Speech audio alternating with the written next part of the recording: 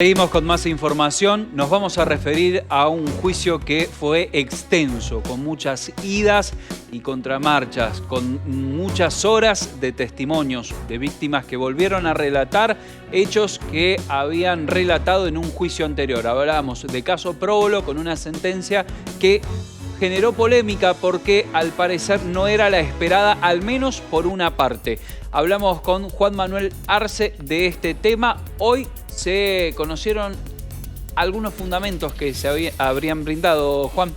Exactamente, Seba. Al momento de la sentencia, los abogados, tanto la parte defensora de las víctimas del próbolo como los abogados defensores de las 9 imputadas, decían, bueno, hay que conocer los fundamentos, es decir, por qué la jueza consideró que tenía que absolver a estas 9 mujeres y considerarlas inocentes de, en principio, a Cosaca Kumiko se la acusaba de abusar a un menor y además haber encubierto los otros abusos para que los curas ya condenados, Corbacho y Corradi, pudiesen haber cometido esos ilícitos.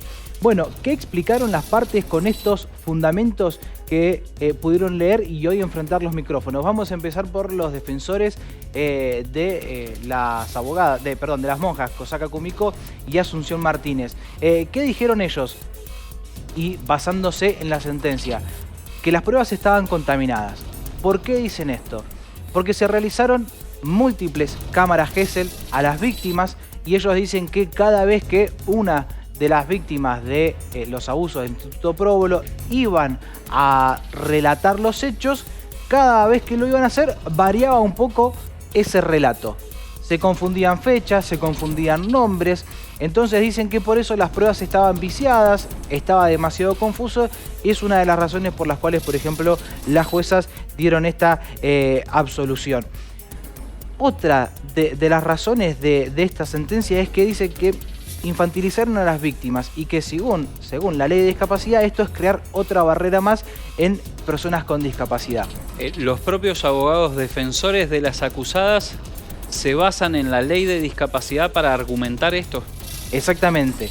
Ellos se basan en la sentencia, que es decir, las juezas se basan en esto que acabas de decir vos. Ellos lo que hacían era intentar explicar el por qué la jueza tomó estas razones y bueno, nos explicaban a nosotros para hacerlo un poco más sencillo ese lenguaje técnico que se puede leer en la sentencia.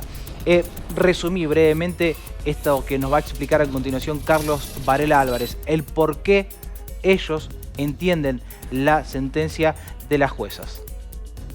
El 18 de octubre del 2023 deberá ser recordado como el día en que se emitió una de las sentencias más importantes en la historia de Mendoza, donde se puso punto final, en principio, a 6 años de juicio, a años de prisiones preventivas, a años de mentiras, engaños y falsos relatos. Que dice la sentencia que existe una baja calidad de prueba por parte del Ministerio Público. Señala que el principal problema que tuvo este tribunal para llegar a una conclusión respecto a los hechos es la contaminación. Nosotros dijimos hace mucho tiempo que estas personas estaban contaminadas. Fueron expuestas varias veces a la prensa. Sus declaraciones salían en la prensa. Se reunían en grupos de WhatsApp. Se hacían terapias grupales donde se contaban cada uno de sus casos. No todas las personas que hicieron cámara Gesell fueron al juicio, pero las que se acordaron fueron a declarar y fueron interrogadas. Primero por el Ministerio Público, porque eran sus pruebas, y luego por nosotros, en un contrainterrogatorio. Esos interrogatorios dieron por resultado relatos inverosímiles, cambios de relatos, mutaciones, mentiras. Eso en muchos casos no es culpa de estas personas, es culpa de la contaminación.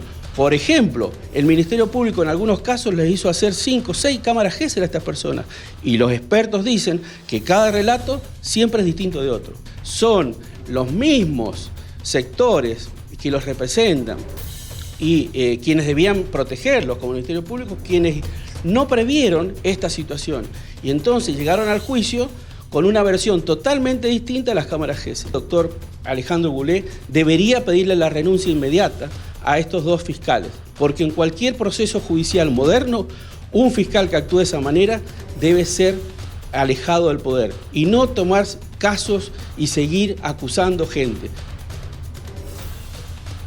Bueno, muy contundente lo que dice el abogado.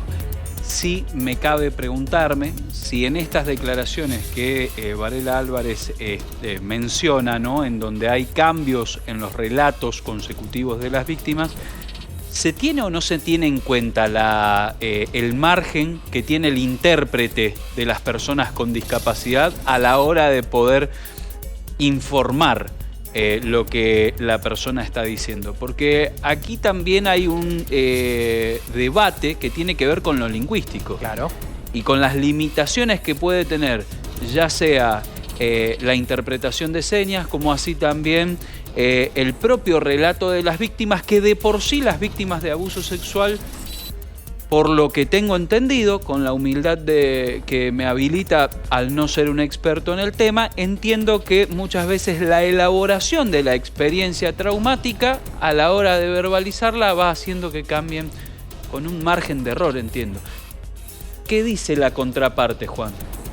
Bueno, para Varela Álvarez y para las juezas se tuvo en cuenta este margen de error que vos decís.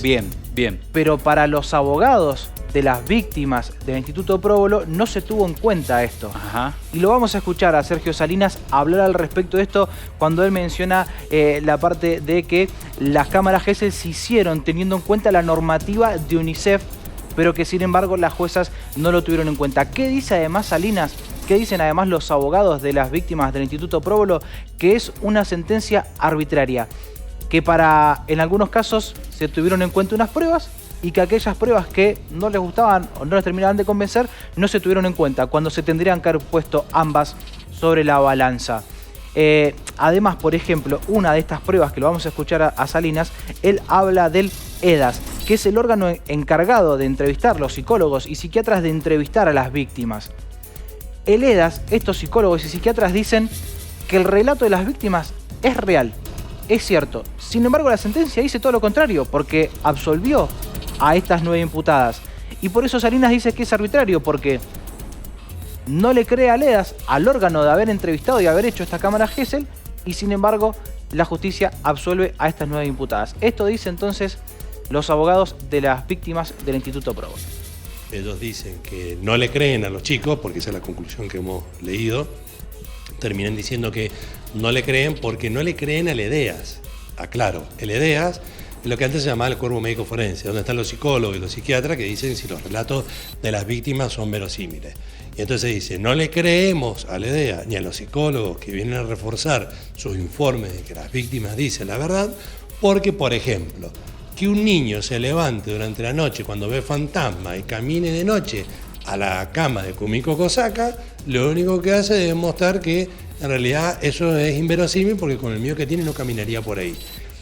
Defenestrar o tirar por la borda prueba técnica de psicólogos y psiquiatras que están diciendo que dicen la verdad, realmente hace que esto sea una sentencia arbitraria. A mí lo que me llama la atención es que la sentencia levanta, por ejemplo, 2 curas de la investigación canónica que dicen que el Próbolo era divino y que por ende no era un centro clandestino de detención, como le gusta decir, pero en realidad nos levanta 2 curas donde uno dice que Francini se murió de cáncer y se fue a la tumba por los secretos del Próbolo, y que ese mismo cura dijo cómo había buscado él antes de la denuncia, como Corradi era una persona buscada por abusos sexuales. Decir que nosotros, como dice la sentencia, somos lo que los hemos llevado a un lugar de, una palabra muy romana, capiti diminutio, como si fueran disminuidos porque son sordos. No, son sordos y por lo tanto darle la opción de que se expliquen bien. Ahora, las cámaras Gesell que fueron citados a declarar, que fueron con las reglas de la guía de UNICEF, que son las reglas que en el mundo se utilizan para qué pasa cuando un chico se equivoca en el tiempo, en el modo, en el lugar, cómo se debe analizar, no la cita la jurisprudencia. Esta sentencia es una sentencia donde, para también decir que es un centro clandestino de detención, para tirarlo por la borda según su criterio, se dice que hay 3 videitos donde muestran que los chicos están felices. ¿Y qué pretenden? Que estuvieran personas violadas, llorando, desangrando hasta el día que se allanó el Próbolo.